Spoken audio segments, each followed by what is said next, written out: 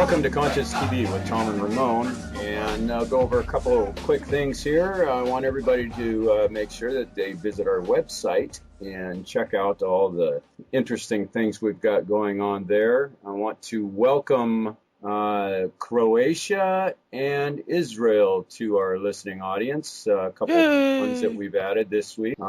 Things are still growing steadily, aren't they, Ramon? Yes, they are in every way. Yeah, it's You can pretty think of. surprising. Yeah, both Ramon and I have had some pretty remarkable growth, or personal growth, out of doing this show. So I want to send my deepest and greatest gratitude to all you people who are listening to us, and those who've thrown donations. Oh my God, thank you so much. Now we expect nothing and are extremely let me say this right.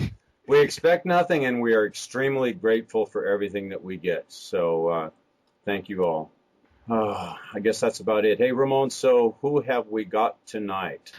We got somebody very special that me and Tom met this summer over at ECETI.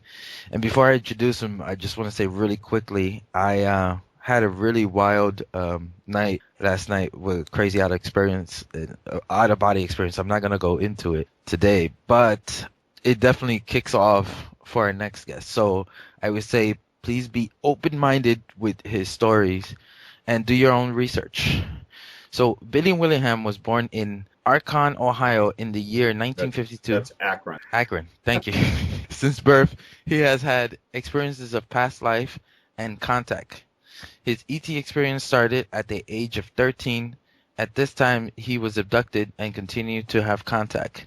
These experiences involve both on and off-world experiences. He studied shamanism 21 years with Ken Littlefish of the, let me see if I pronounce this right, Anishnabe Nation.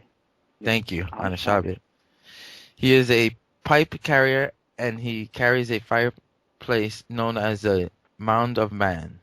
He is of the Bear Nation. He also is in line to receive another fireplace known as Morning Water. In this, they use peyote. He is to be a priest of the Native American Church. Billy studied with the Rosicrucian Order in San Jose for 28 years. In this organization, he also became a Martinist, the founder of being Jean Claude de Saint Martin. Billy is also a student of the RSE and Ramtha School of Enlightenment. Has been in Rhymes teaching since 1985. Billy has had contact with 5 to 6 different species. Even to this day, Billy continues to have contact. Billy, welcome to the show. How are you? Well, thank you. How are you? I'm doing really good right now. Good. I was listening to your story to Tom. Yeah, this stuff is really trippy. Yeah. Yeah, for me it's only worlds. beginning. For me it's only beginning, but you're an experienced one. So let's start off with your childhood. You were 13 years old. When I was 13? Yeah, that was your first experience, right? Just give us a lead up. What got you started, Billy? Like I said, Ramon said, I was born in Akron, and from my earliest memory, my parents, my mom, my father died when I was 5, and he wasn't around that much. But I remember them taking me to church. They were Pentecostal, and I remember sitting in church, and I could see into 2 or 3 different worlds. I could see the physical people sitting there in their pews, but then there were other beings walking around.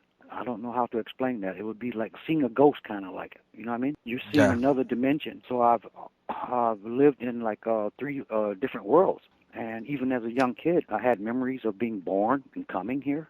And these are things that you just don't talk to people about because they don't accept it. You know, so it was really difficult dealing with some of this stuff. You know, I remember I have off-world memories, even when I was a kid. But living in this world, you try to, you want to fit in, but you just don't because what you're experiencing, the people around you aren't. So I learned to just be quiet and don't say anything. As I got older and went into like grade school and stuff like that, I would look at maps of the world, and none of those maps looked like anything that I remembered. It was like I was seeing a whole world that had changed. It was like I would look at a map and you would see Africa, Asia, China, all these different places, but the memory I had was that there was one big landmass. There were a few lakes and rivers and stuff like that, but it wasn't, the world didn't look anything like I remembered. And I remembered coming here because I thought this world was full of love and people really cared about one another. And then around 4 or 5, I began to realize that this wasn't what was going on. It really hurted. I wanted to go back home because I knew I wasn't from here.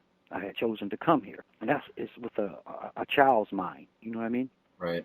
Yeah. And so the rest of my life, okay, I was taken when I was 5, taken down to Alabama. And when I moved down there, that's when I started hearing voices. Voices would call my name. I'd be in my room. I'm the only child, and I'd be playing in my room by myself, and I would hear people call my name, and I would go, what do you want? What do you want?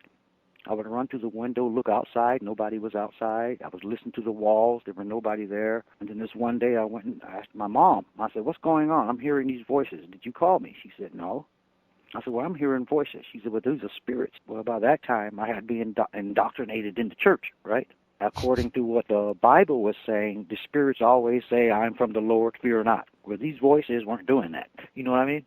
Right. So did you explain to your mom exactly what the voices were saying and stuff? No, at that time, after I had moved from Ohio, my family there was Pentecostal. Now I'm in the South, Southern Baptist, hellfire, brimstone. Right. You know? And a few people that I did tell my experience about, it scared them. They didn't want to have anything to do with it. So I never brought this up to my mom at that time. I just kept it all to myself, and I was trying to figure it out, what was going on. I had some psychokinetic experiences where I would get mad, angry. I remember just one time I went into my bedroom. I was really angry, and I had a TV set in my room. And I looked at the TV, and I said, "Turn down." The volume actually turned down. And I looked across the room, and I had a set of books over there, and I said, "Move," telepathically, not with words, but with my mind. The books shot across the room. How old were you at this time? I was about 8 or 9, about that time. I had these experiences. And again, there was no one around I could talk to about it. So I'm having these experiences using the Bible to try to explain it. You know what I mean? Because that's what I was given. This stuff was totally off the wall. You know what I mean? And none of my friends were talking about it. None of them were sharing any experiences with me. But I know what I was experiencing. And it scared me because it was like I had this fear that maybe I could think a thought I could hurt somebody, you know, cause them pain or cause them death or something like that. So I kept most of it to myself. And then when I was around 13, I had gone to the store. At that time, I was carrying like BB guns, you know, doing target practice. I wanted to be the Daisy target champion, you know. Right. And I was hanging out with my friends. None of us had BBs, so I went to the store to get some BBs. And on the way back home on my bicycle, I heard this humming sound. It was kind of like, ooh, like that. I'm trying to figure out where this is coming from because where I lived, we were surrounded by projects. There were what we call the old projects and the new projects. And where I lived was in the center. We lived in a 7-room brick home. And I guess you would call it a residential area. And I got off my bicycle and I looked up and I saw a triangular craft. Solid black, triangular shape. Don't ask me the distance. I just know it was there. I'm sitting there and I'm looking at it. And I would take a few steps forward. It would move with me. I would take a few steps back. It would move. I moved left. It moved left. I moved right. It moved right. And it scared me. So then I ran across the street because there was this grove of pecan trees. And I hid underneath these trees. And the next thing I remember was that it was completely silent. There were no cars. There were no sounds of cars. There was no sound of dogs barking, children laughing, doors singing, because I'm in a congested area. There was absolutely no sound. None. So do you think that you were probably put in some kind of bubble maybe? This is not first It's time. possible. This is not the first time me and Tom hears something like this. Yes. I don't know if I was in a bubble or, well, one thing I'm going to say, I'm now coming to understand that we are truly multidimensional beings, and these extraterrestrials have a way of shielding you and pulling you out of this reality. Even though you think you're conscious and you're experiencing these things, you're actually in another time flow.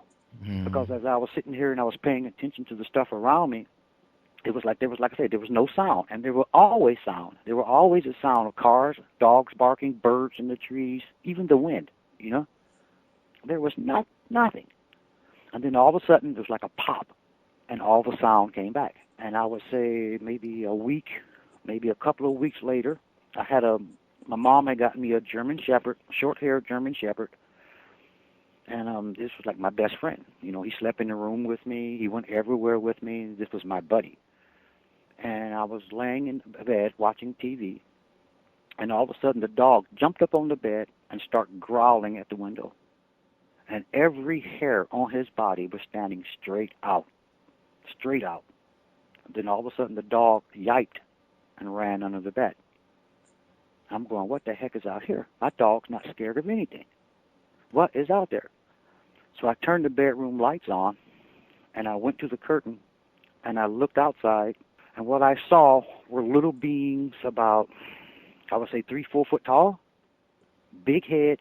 I thought they were skeletons because their body was so thin, big black eye sockets. They didn't have lips. They didn't have nose. There were like 15, 20 of these things standing outside my window looking up in my bedroom. And I kind of freaked out, shut the curtains, pinned myself up against the wall, and I'm not going to tell anybody about this. I can't tell them this, you know, because maybe I'm going nuts, you know? Yeah. Around what year was this? This was around, about 65, 66. Okay. And then next thing I know, I woke up in my bed fully dressed. I don't know how I got there. I'm fully dressed, laying in my bed, and I'm facing the window. I'm on my right side. And I'm still like in a daze trying to figure out what just happened. And I rolled over, and my dog was sitting there, and he kind of scared me. And after that, the next moment I remember is my mom, you know, my mom used to turn the mattresses over to air them out. She came in my room and said, Billy, what's all this blood on your pillow? She said, you got blood all over your bed. It's all over your sheets. It's all over your blankets. It's everywhere. Where is this blood coming from? And I went and looked, and sure enough, there was blood all over the place. And I went in the bathroom. I looked at my gums, my lips, checked my head to see if I had hurt myself. I had no cuts. I had no bruises, no nothing. I could not understand where that blood came from. I just could not. And then after that, I was hunting. I went out hunting with my gun, and I'm going down this road, and then all of a sudden I hear a voice that says, Billy. And I turned to my right, and there was this log laying across a trail. I saw these paws, like a dog's paw or an animal's paw, and I saw this head that kind of looked like a fox, and it even had the ears. And I wanted to know what that thing was because I've been in there many times. I've never seen that before. I don't even remember that log being there. And I said, okay, I'm going to scare it out of there. So I took my gun and I shot at the log to scare it, make it run. Well, it got up and it ran on 2 legs. It had a big fox tail, a hairy body like a fox, ears like a fox, but it ran on 2 legs like a human. And for some reason, I decided to chase it. And I ran after it. It ducked to the right, went inside what I thought were bushes. So I ran in the bushes behind it, and then I realized like the ground was like sandy. There were no tracks of this thing going in, and there were like 2 doors. There was the door I came in, and there was another door where it had gone out. And then I noticed there was this huge tree in the center with these vines that had wrapped around it like a teepee. So I'm sitting there trying to figure out where this thing went, you know. So like I say, there's no tracks. And then I go through the second door, and I'm a quarter mile away. And the reason I know that was because I lived in the black neighborhood, and where I reappeared was in the white neighborhood. So I bought some candy just to make sure I wasn't nuts. And I came back, went through the door, and I'm back there at the tree, and I'm looking at it, and I just got this really eerie feeling that I wasn't by myself. And I left. I went back a few days later.